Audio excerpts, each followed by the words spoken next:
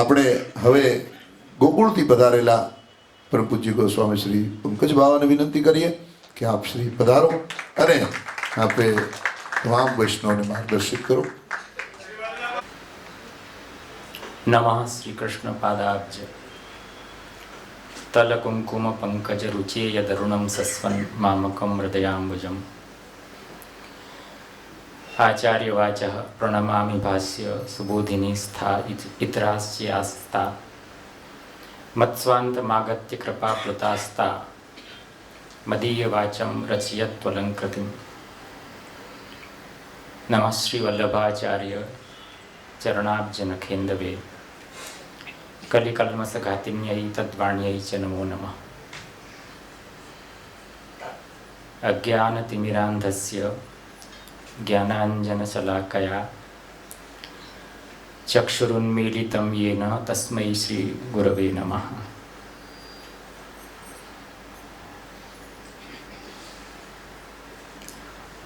નરાકારમ ભજન્તે કે નિરાકારમ તથા પરે વયમ તુ ભવભીતા સ્મ निराकारम उपासमहे. कुछ लोग निराकार की उपासना करते हैं, कुछ निराकार की उपासना करते हैं, पर हम तो इस भवभीति से निराकार जो यमुना जी हैं उनकी उपासना करते हैं. पूर्व सभी हमारे विराजमान आचार्य महानुभावों ने बहुत सुंदर भाव प्रकट किए और आप सब लोग, हम सब लोग पिछले जितने भी आंदोलन हुए थे उन सब में हम सब लोग साथ में ही थे. मैं तो इन वैष्णवों को बधाई देना चाहता हूँ, अभिनंदन करता हूँ कि आप लोगों ने ये बीड़ा उठाया. जो वर्तमान संदर्भ में बहुत ही प्रासंगिक है और हम सभी का एक परम कर्तव्य है. यमुना जी का महात्म्य तो निश्चित हम लोग आप लोगों की वाणियों से समझ चुके हैं, पर मुझे ये लगता है कि इन कर्तव्यों को हम त्रिविध दृष्टि से देख सकते हैं. आदिदेविक कर्तव्य, आदि भौतिक, आदि आध्यात्मिक कर्तव्य एवं आदिदेविक, आदि भौतिक और आध्यात्मिक कर्तव्य, त्रिविध दृष्टि से हमें इसे देखना चाहिए. आदि भौतिक कर्तव्य मैं ये समझता हूँ कि यमुना नदी भारत राष्ट्र का अभिन्न अंग है, इसलिए हमने इसे राष्ट्रगान में भी शामिल किया. विंध्य हिमाचल यमुना गंगा उच्छल जलधि तरंगा. यमुना गंगा उच्छलित तरंग वाली जहाँ बहती हैं, ऐसा हमारा भारतवर्ष है. तो भारतवर्ष कोई जमीन का टुकड़ा है क्या? नहीं. वंदे मातरम जो हमारा राष्ट्र गीत आता है उसमें कहा गया है कि हम भारत माता की वंदना करते हैं. तो ये कोई चैतन्य विहीन जमीन का टुकड़ा नहीं है, इसको माता भी कहा गया. तो एक भारतीय होने के नाते मुझे लगता है कि हमारा ये अधिभौतिक कर्तव्य है कि हम यमुना जी की रक्षा करें, क्योंकि वो राष्ट्र का अभिन्न अंग है. नदियों के बिना, पर्वतों के बिना, वृक्षों के बिना या भारतीयों के बिना भारत नहीं हो सकता है. इन सबको मिला के भारत बनता है, इसलिए जमीन का टुकड़ा नहीं है वो. सस्य श्यामलाम सुजलाम सुफलाम सस्य श्यामलाम मलयज शीतलाम मातरम वंदे मातरम. जहाँ पर सुंदर जल से भरपूर नदियाँ बहती हैं, सुंदर फलों से भरे हुए वृक्ष हैं। मलयज शीतलाम, मलय पर्वत जहाँ पे चंदन के वृक्ष उगे हुए होते हैं, उनसे छूकर जो वायु बहती है, उससे जो शीतल ये भूमि है। सस्य श्यामलाम, जो अपने खेतों से हरी भरी साड़ी पहनी हुई लगती है, ऐसी भारत माता को मैं वंदन करता हूँ। तो नदियाँ भारत माता की अभिन्न अंग हैं। तो प्रत्येक भारतीय का कर्तव्य है कि वो अपने आधिभौतिक कर्तव्य के तहत एक भारतीय नागरिक होने के नाते इसका अभिन्न अंग जो नदियां हैं, उसमें से भी जो पवित्र नदियां हैं यमुना गंगा, उनकी रक्षा करे। एक भारतीय होने के नाते हमारा आधिभौतिक कर्तव्य है।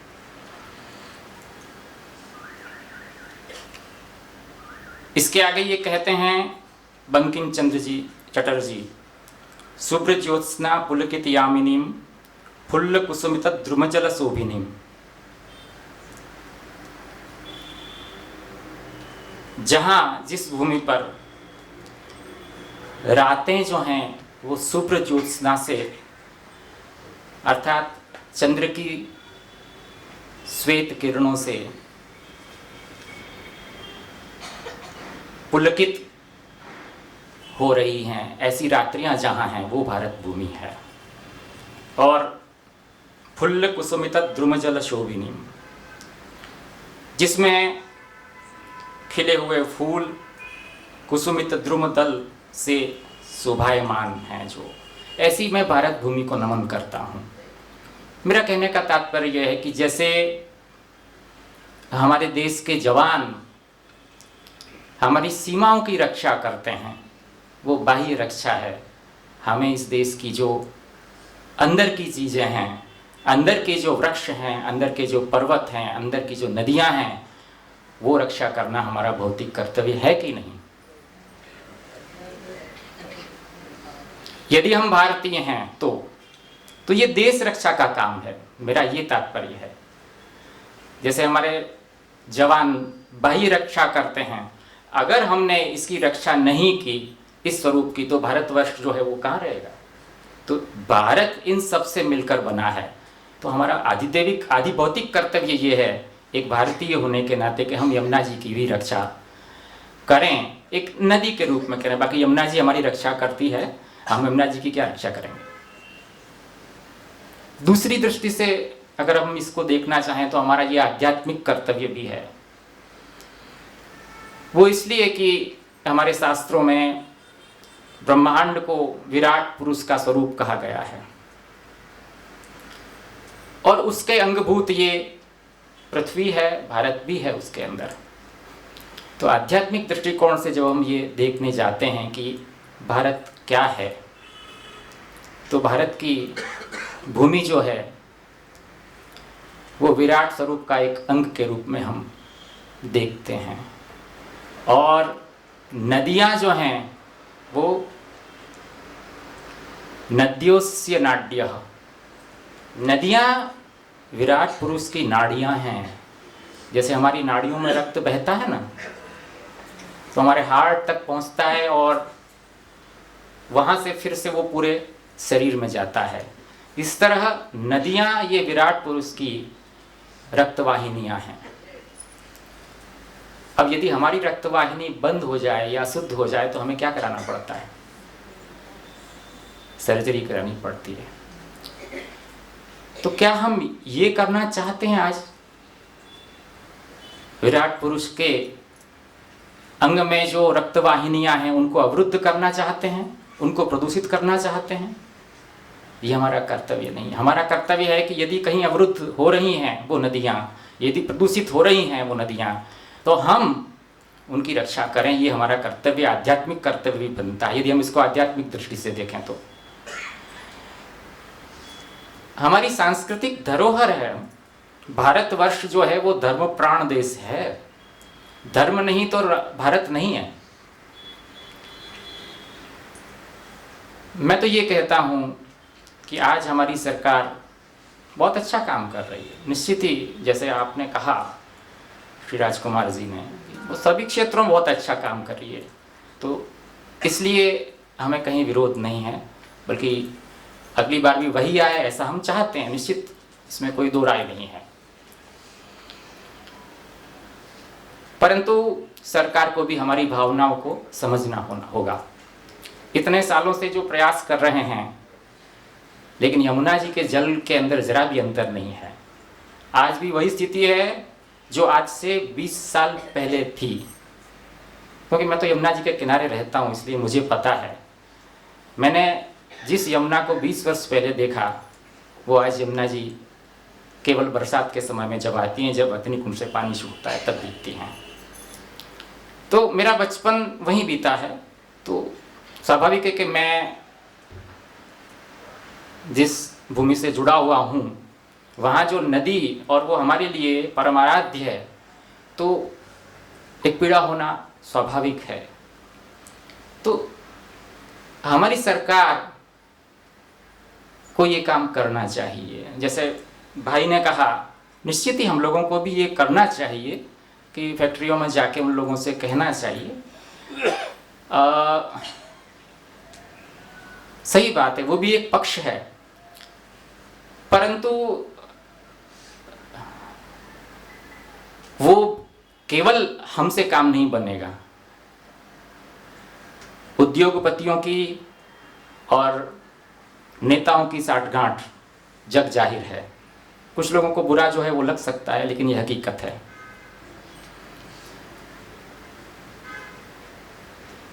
दूसरी बात यह है कि ताजमहल वो हमारी विरासत तो नहीं है, मुगलों की है। उसको सुरक्षित रखने के लिए सुप्रीम कोर्ट ने ऑर्डर दिए कि ताजमहल पीला पड़ रहा है फैक्ट्रियों के कारण से, तो उसकी हद में 100 किलोमीटर दूरी पर जो जो धुआं उगलती फैक्ट्रियां, उनको बंद करो। बंद कर दिया गया, TTZ बना दिया गया, ताज ट्रिपेजियम जोन बना दिया गया। सुप्रीम कोर्ट ने ऑर्डर दिए थे। हजारों लाखों लोग बेरोजगार हो गए, लेकिन नहीं, मुगलों की विरासत ताज पीली नहीं होनी चाहिए। तो ये कुछ फैक्ट्रियों की तो बात है जो यूपी में है, तो क्या सरकार उनके जल का प्रदूषण उसको ट्रीट करके नहीं डाल सकती क्या? और फैक्ट्रियों के लिए ये कानून ऑलरेडी बना हुआ है कि आप कोई भी डिस्चार्ज करेंगे तो उसको अनट्रीटेड को नहीं करेंगे, ट्रीटेड ही करेंगे, क्योंकि फैक्ट्रियों में इतने ज़्यादा पेस्टिसाइड्स और केमिकल्स होते हैं। अगर वो बाहर आए, जैसे जैतपुर की चर्चा की, जैसे अंकलेश्वर में मैं गया था, वहाँ पर भी बहुत अच्छा काम मोदी जी ने किया है उनके सरकार के समय में। तो इस तरह का प्रयास क्यों यहाँ नहीं हो पा रहा है, मेरा ये प्रश्न है। ऐसा प्रयास यहाँ पे सरकार क्यों नहीं कर सकती है? कर सकती है, आज भी कर सकती है, और करना ही चाहिए। हम मुगलों की विरासत को बचाने के लिए हजारों फैक्ट्रियों को बंद करा सकते हैं, लाखों लोगों के पेट पर लात मार सकते हैं। तो क्या हमारी हिंदुओं की सांस्कृतिक विरासत यमुना को बचाने के लिए कुछ फैक्ट्रियों को बंद नहीं कराने को कह रहे हैं? हम कह रहे हैं कि उनका पानी ट्रीट हो के आप डालिए यमुना जी में। क्या इतना नहीं कर सकते? हमारी सरकार हिंदुत्व को समर्थन देने वाली सरकार है, तो मुगलों की विरासत पे इतना ध्यान और हिंदू संस्कृति की जो धरोहर, उन पे क्यों ध्यान नहीं है आप लोगों का? मैं उनका ध्यान आकर्षित कराना चाहता हूँ। और योगी जी, मैं तो उन्हीं के प्रदेश में रहता हूँ और यमुना जी का किनारे रहता हूँ ब्रिज में, तो मैं उनसे ये अपील करना चाहता हूँ कि आप महंत भी हैं और गोरक्षपीठ के, तो आपका ये कर्तव्य एक धर्माचार्य होने के नाते भी बनता है। आपका ये कर्तव्य यूपी के आप माननीय मुख्यमंत्री हैं, उस नाते भी ये बनता है। तो ये तथ्य हमारे सामने कब आया? लेकिन हमने आंदोलन किए, सबके सहयोग से, आप लोगों के सहयोग से, ब्रज के लोगों के सहयोग से, भारतीय किसान यूनियन के सहयोग से, मान मंदिर और वृंदावन के सभी संत महंतों के सहयोग से, जिसमें साध्वी रीतम्भरा से लेकर ज्ञानानंद महाराज इत्यादि सभी लोग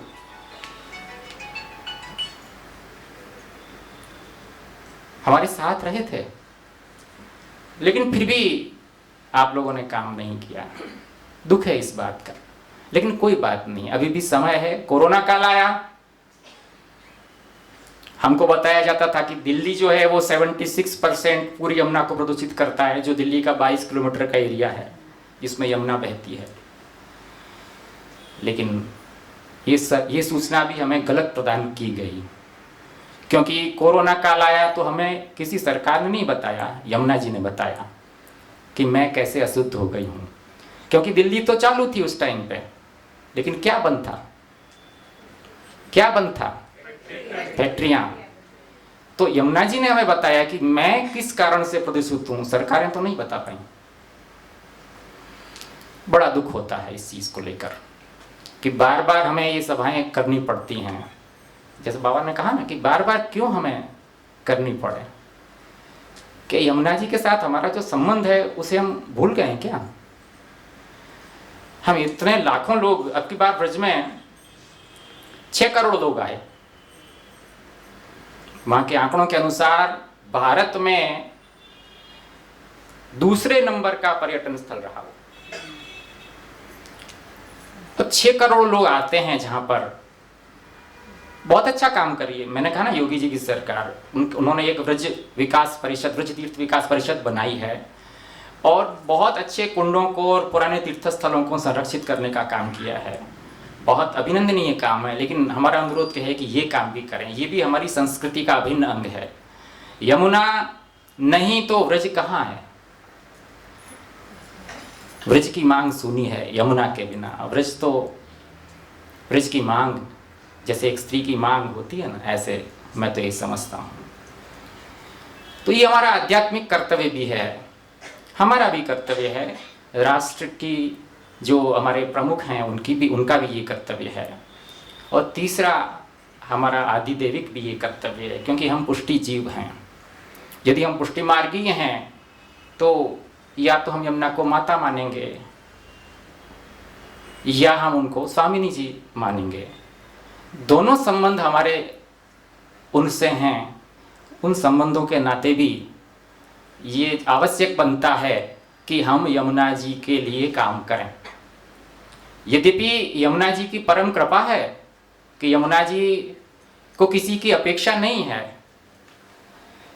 क्योंकि जब जीव शरण आता है तो वो उनकी कृपा से आता है, ऐसा हमारे भगवदीय गाते हैं। कहत गोविंद श्री यमुने की जापर कृपा, सोई श्री वल्लभ कुल शरण आवे। तो श्री यमुना जी की कृपा से शरण में आ रहा है, जबकि उस जीव को ये भी ज्ञान नहीं है कि यमुना जी कौन है। अरे शरण में आएगा, फिर महाप्रभु जी को पढ़ेगा, यमुनाष्टक पढ़ेगा, तब उसके ख्याल में आएगा कि यमुना जी कौन। तो वो तो उस क्षण से मदद आपकी कर रही हैं, उस क्षण से आपका हाथ पकड़ा हुआ है जब आप उसे जानते भी नहीं। अरे 3 करोड़ क्या, 50 लाख भी अगर हस्ताक्षर करके भेज दोगे ना तो ये काम हो सकता है।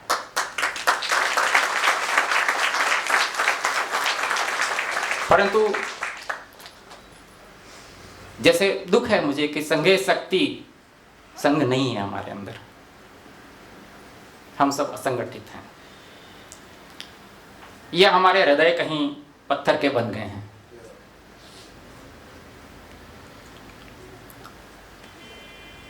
मुझसे कई बार पूछते हैं लोग कि आप क्यों इतनी बार ये सब करते हो, कुछ होता तो है नहीं। मुझे बड़ा दुख होता है और मैं उनसे ये कहता हूं कि आपकी माँ अगर हॉस्पिटल में हो तो ये कह सकते हो कि इतने साल से वो हॉस्पिटल में, आप उसको ले आओ घर वापस। अरे ये तो यमुना जी है भाई, तुम्हारी माँ से भी अधिक आधिदैविक माँ है। आपकी जिम्मेदारी भगवान और युगल सरकार ने उनको सौंपी है। यमुनाष्टक की टीका में आप आज्ञा करते ही हैं कि भगवान ने अष्टैश्वर्यम कालिंदी दत्तम, अष्टैश्वर्य कालिंदी जी को इसीलिए दिए हैं कि स्वयं लीला रस में मग्न है स्वामिनी जी के साथ में, और पुष्टि जीवों की चिंता कौन करेगा? श्री यमुना जी तो हैं जो करती हैं। जिन्हें भूली जात पिया तिन्हें सुधि करी देत। कहाँ लोग कहेंगे इनके जीवित के। आप एक एक पद को उठा के देख लो, भक्त के सिवाय कुछ सोचते ही नहीं है। भक्त के हेत अवतार धरनी, भक्त प्रतिपाल जंजाल टारे। शुरू के पद में देख लो, एक एक पद में आपको भक्त के लिए, भक्त के लिए, भक्त के लिए, अपने लिए कुछ नहीं है उनका। पिय संग रंग करी करी कलोले, सबन को सुख देन पिय संग करत से, चित्त में तब परत चैन जब ही बोले। मतलब क्या हुआ इसका? ठाकुर जी के साथ जब आनंदित अवस्था में विराजमान है श्री यमुना जी, तो आप जी को संकेत करती हैं कि भूतल पे जीव हैं, उनकी तरफ आप दृष्टि कीजिए अपनी। तो आपके चित्त में चैन नहीं पड़ता जब तक आप ये कह नहीं देते कि हाँ मैं उनका भी ध्यान रखूंगा। इतनी बड़ी कृपा कौन कर सकता है? तो क्या हमारा ये कर्तव्य नहीं बनता कि आज जब वो परिश्रमित अवस्था में हैं तो हम उनके लिए कुछ करें? ये दुर्भाग्य है हमारा कि हम वहां जाते हैं, पूजन करते हैं, लेकिन हमारे एक आंसू भी टपकता नहीं है वहां पर। एक माँ परिश्रमित हो और आपको उसको आप दूध भी चढ़ा देंगे, ठीक है, अच्छी बात है, चढ़ाना ही चाहिए, लेकिन पहले उसका सुख देखना चाहिए कि नहीं देखना चाहिए। आप अनेक मनोरथ वहां जाके करते हैं, आप लोग भी जाते हैं। अरे आप थोड़ा सा तो चिंतन कीजिए कि क्या स्वरूप हो रहा है उनका वहां पर। कोई नहीं देखता। बड़ा दुख है इस विषय का। हम एक नहीं है असल में। जितने आचार्य उतने संस्थाएं हैं, हमारी एकता नहीं है। कोई बात नहीं, भले नहीं है, पर हम जितने भी हैं उतने यदि अपने कर्तव्य का पालन करते हैं तो हम माता की दृष्टि में कुपुत्र तो नहीं कहलाएंगे ना। तो बस हम अपने कुपुत्रत्व से बचने की कोशिश कर रहे हैं, और जिसको नहीं कहलाना हो वो हमारा साथ दे, आप लोगों का साथ दे, वैष्णवों का साथ दे। किशोरी बाई की वार्ता में आता है कि किशोरी बाई ने यमुना जी में जूठे बासन धोए तो वो पिंगला हो गई। आपने सबने पढ़ा ही होगा। अब उसके बावजूद भी, खुद के अपराध के बावजूद भी यमुना जी उसके घर जाके उसके भौतिक शरीर की सेवा कर रही। इतना कृपालु कौन हो सकता है कि उसके भौतिक शरीर की सेवा। यमुना जी के पास तो लाखों दासियां हैं, लाखों उनकी सहचरियां हैं, लाखों उनकी मंजरियां हैं, सखियां नहीं, लेकिन अपने हाथ से करना, अपना अपराध करने वाले को भी अपने हाथ से करना, ये कैसे हो सकता है? इसीलिए भक्तों को लगता है कि यमुना से नहीं कोई और दाता, जबकि और भी बहुत विराजमान है स्वरूप, पर उनको नहीं लगता है, क्योंकि सब स्वरूप तो विराज रहे हैं अपने आनंद में, पर यमुना जी भक्तों के लिए जागती ही रहती हैं हमेशा, हर क्षण। श्री विठ्ठल गिरधरण संग विहरत भक्त को एक चिन्ह विसार। विहार करते समय भी भक्त को विश्रण नहीं कर रही हैं, पर आज उनके साथ जो हो रहा है हम चुपचाप देख रहे हैं। क्या हम पुष्टि जीव हैं? क्या हम पुष्टि भक्ति कर रहे हैं? कभी आप अपने आप से पूछो ना। मेरी ये अपील सरकार से भी है और आपसे भी है कि आप भी जागो, सरकार भी जागे। हस्ताक्षर अभियान तो एक जरिया है कि आप लोग जागें, क्योंकि जागना तो हमें स्वयं ही चाहिए था, पर आप आचार्यों को परिश्रम करके जगाना पड़ रहा है। दुर्भाग्य है हम सब लोगों का। यमुना जी के साथ हम अपना संबंध जो है वो भूल गए। उन्होंने अपना संबंध निभाया और आज तक भी निभा रही हैं, आज भी वो कृपा कर रही हैं हमारे ऊपर, क्योंकि कुपुत्रो जायेत क्वचिदपि कुमाता न भवति। पुत्र कुपुत्र हो सकता है पर माता कुमाता नहीं हो सकती है। इसलिए आज उनको यदि हमारे सेवा की जरूरत है तो हम क्यों चुप बैठे? और लोग ये कहते हैं मुझसे कि बेकार में आप इतना खर्चा जो है वो करवाते हो। मैं उनके ऊपर गुस्सा हो जाता हूं कि तुम ये अपनी माँ के लिए बोल सकते हो कि तुम अपनी माँ के लिए, तुम्हारी माँ हॉस्पिटल में हो और मानो न भगवान न करे कि वो पहुंच जाए तो आप ये कहोगे कि मैंने बेकार में किया पैसा इतना खर्च। ये आपकी अलौकिक माँ है, उसके लिए आप ऐसे बोल कैसे सकते हो कि मैंने आंदोलन में पैसा दिया वो बेकार गया मेरा। अरे वो ठीक है, सरकार नहीं मानी, लेकिन यमुना जी के खाते में आपका नाम आ गया।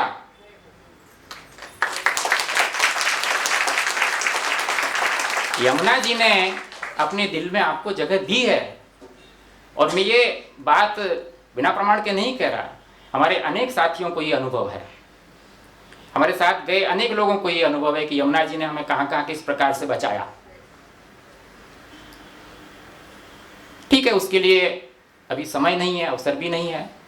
अभी तो केवल इतना ही अनुरोध हमारा यूपी सरकार से है, योगी जी से है कि आप जो ये 6-7 जिलों की फैक्ट्रियां हैं, बागपत, शामली, ग्रेटर नोएडा, गाजियाबाद, मुजफ्फरनगर, इनको जीरो डिस्चार्ज जोन घोषित कीजिए। इनका प्रदूषित जल यमुना में न गिरे ये सुनिश्चित कीजिए। ये हमारी अपील है, अनुरोध है, प्रार्थना है, जो भी आप कहिए वो है। हम विरोध नहीं कर रहे हैं आपका, पर हमारी पीड़ा तो आप ही से कहेंगे ना। आप जब सरकार में हैं तो अपनी पीड़ा हम किससे कहेंगे जाके? आपसे ही कहेंगे हम। और आप अपने को प्रधान सेवक मानते हो यूपी का, तो ये करना आपका कर्तव्य भी बनता है। एक धर्माचार्य होने के नाते, मुख्यमंत्री होने के नाते, हिंदुत्व का आप हृदय सम्राट हैं, तो हमारा अनुरोध आप स्वीकार करें और इस चीज़ में आप आगे बढ़ें। और वैष्णवों से भी अनुरोध है कि ये, मैंने जैसा कहा कि ये केवल हिंदुओं का काम भी नहीं है, वैष्णवों का भी नहीं, ये प्रत्येक भारतीय का काम, राष्ट्र रक्षा है ये। तो मैं तो ये नहीं मानता कि ये केवल हमारा काम, जन जन का काम है, प्रत्येक भारतीय का काम है। लेकिन हमारा तो खास करके बनता है, क्योंकि हमारा आधिदेविक जो भी है वो यमुना जी कर रही हैं। तो यदि हमें यमुना जी की कृपा प्राप्त करनी है, वैसे तो वो अवसर नहीं देती है, पर आज उसने अवसर दिया कृपा करके। उनका ऋण हम करोड़ों जन्मों में भी नहीं चुका सकते हैं, पर आज वो स्वयं हमें सेवा करने का अवसर प्रदान कर रही हैं। और फिर भी हम चूक जाएंगे तो हमारा जैसा भाग्यशाली कोई नहीं होगा। बस इतना करके मैं अपना वाणी को श्री यमुना जी के चरणों में विरमित करता हूँ। धन्यवाद।